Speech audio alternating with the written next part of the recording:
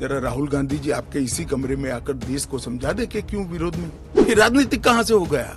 हम मानते हैं सीए देश के हित में है, इनका अधिकार है, इसलिए हमने दिया है। पॉलिटिक्स कहां से? वो भी कहना देना चाहिए। अगर राजनीतिक फायदा है तो उनको कौन रोक रहा है? कि जब जवाहरलाल नेहरू जी की पूर्ण बहुमत होती थी, इंदिरा जी की होती थी, राजीव गांधी को 400 सीट मिल गई, तो उस वक्त सब उचित था। हमारे संविधान की रचना करते वक्त ये सारी चीजें बहुत सोच समझकर बनाई गई है।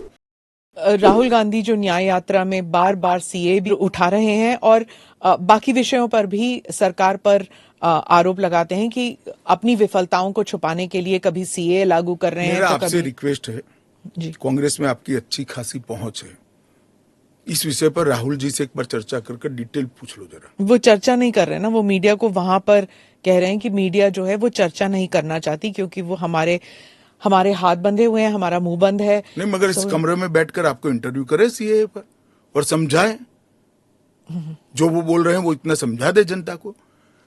राजनीति के अंदर आपके निर्णय को जस्टिफाई करने की जिम्मेदारी आपकी होती है। जैसे मेरी सरकार का फैसला ऐसी है, इसके बारे में मेरी पार्टी के तर्क, मेरी गवर्नमेंट के तर्क और क्यों ये देश के हित में है मुझे समझाना पड़ता है। जरा राहुल गांधी जी आपके इसी कमरे में आकर देश को समझा दे कि क्यों विरोध में है। आप कहते हैं कि ये राजनीतिक नहीं है, लेकिन आपके जो राजनीतिक स्पीचेस हैं, तेलंगाना में आपने कहा, जब आप अपने वायदे गिनते हैं कि ये वायदे हमने पूरे किए, तो सीए भी उसमें है, तो इसमें राजनीतिक कहां से हो गया? तो फिर आपके तो हमारा एक वादा था कि देश के अर्थतंत्र को सुधारेंगे, तो क्या अर्थतंत्र मत सुधारो, पॉलिटिक्स कर रहे हो। फिर राजनीतिक कहां से हो गया? हम मानते हैं सीए देश के हित में है, इनका अधिकार है, इसलिए हमने दिया है। पॉलिटिक्स कहां से? वो भी कहना देना चाहिए। अगर राजनीतिक फायदा है तो उनको कौन रोक रहा है?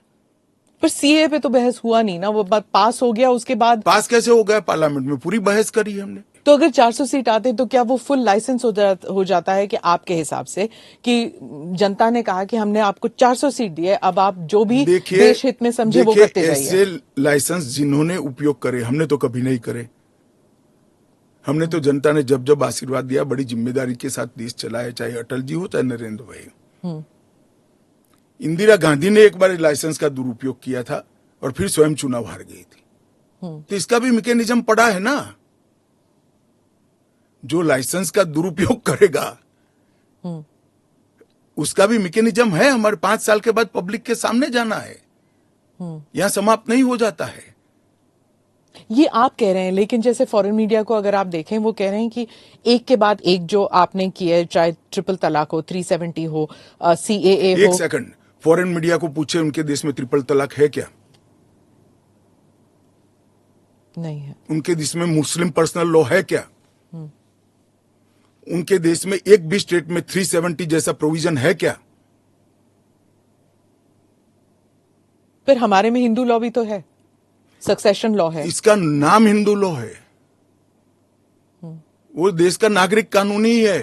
फिर मैं उसी सवाल पे आती हूँ, चाहे सीए हो, यूसीसी हो, या यूसीसी नहीं, सीए हो, या फिर 370 हो, ट्रिपल तलाक हो, ये सब आपकी मेजॉरिटी की वजह से ये सब स्मूथली हो गया।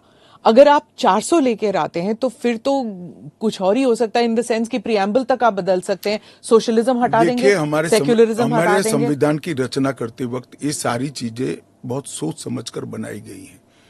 तो मुझे बताइए कि जब जवाहरलाल नेहरू जी की पूर्ण बहुमत होती थी, इंदिरा जी की होती थी, राजीव गांधी को 400 सीट मिल गई, तो उस वक्त सब उचित था? नहीं था ना, इसीलिए तो उन्हें हटा दिया गया। तो हम भी नहीं करेंगे, उचित नहीं करेंगे, हम संयम नहीं रखेंगे, सेल्फ डिसिप्लिन नहीं रखेंगे, तो हमें भी बदल देंगे। ये तो कोई तर्क नहीं हुआ।